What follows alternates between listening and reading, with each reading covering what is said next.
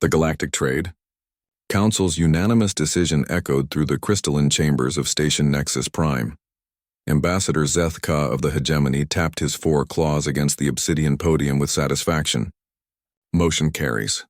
Effective immediately, the primitive species known as humans are barred from all major trade routes, commercial stations, and established shipping lanes. The other delegates, beings of scales, chitin and energy, hummed their approval. Humanity had been a thorn in their collective side since first contact. Too aggressive, too unpredictable, too entrepreneurial. Where other species followed established protocols and paid proper tribute to the Council, humans insisted on negotiating, innovating, and worst of all, succeeding despite their technological inferiority. Let them rot in their backwater system, Ambassador Velthorn of the Maritime Consortium hissed through her breathing slits. Without access to our infrastructure, they'll be begging for readmission within a solar cycle. What the Council didn't anticipate was Captain Sarah Chen's reaction when the news reached Earth's Trade Commission 3 weeks later. She sat in her cramped office in New Geneva, studying the holographic star charts that covered every wall. Her weathered fingers traced the glowing lines that represented the galaxy's major shipping routes, all now forbidden to human vessels. Idiots, she muttered, zooming in on a sector map. They think commerce only flows through their pretty regulated highways. Chen had spent 40 years as a freight runner before joining the commission. She knew something the pompous council members didn't. Space was vast, and there were always alternative paths. The major trade routes were efficient and well protected, yes, but they were also heavily taxed, monitored, and controlled. Between them lay thousands of forgotten passages, abandoned mining routes, and gravitational sweet spots that most civilizations had overlooked or deemed too risky. Within 6 months, human corporations were buying up worthless asteroid fields and decommissioned stations along these forgotten paths. The Council watched with amusement as humans spent their limited resources on what appeared to be cosmic junkyards. The first sign something had changed came when Trader Vex Newell couldn't get his usual shipment of rare Earth elements from the Centauri Collective. The established shipping route would have taken 3 weeks, but Vex Newell's consortium superiors were demanding the cargo in 10 days to meet a crucial deadline. "There's no way," his logistics coordinator buzzed nervously.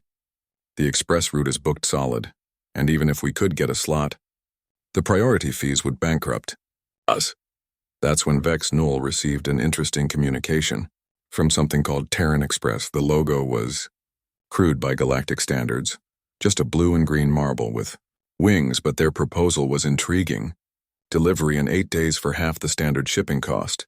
"Impossible," Vex Newell scoffed. But his profit margins were already razor-thin and his reputation was on the line.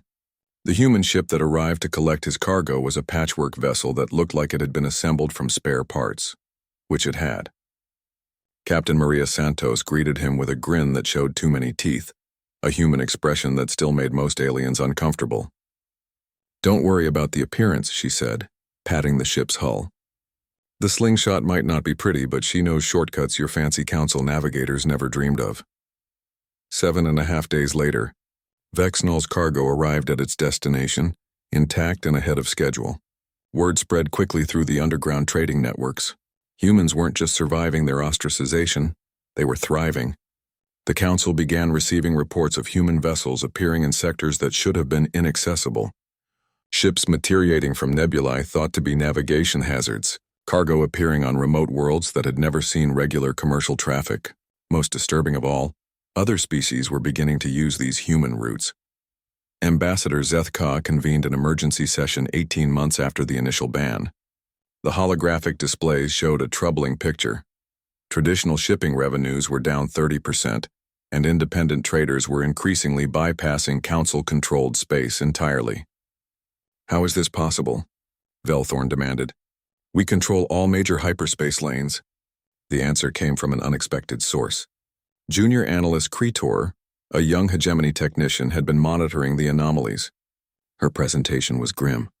"The humans aren't using our hyperspace network," she reported. "They've mapped gravitational slingshot trajectories around black holes, neutron stars, and binary systems. They're using solar winds from unstable stars as energy sources.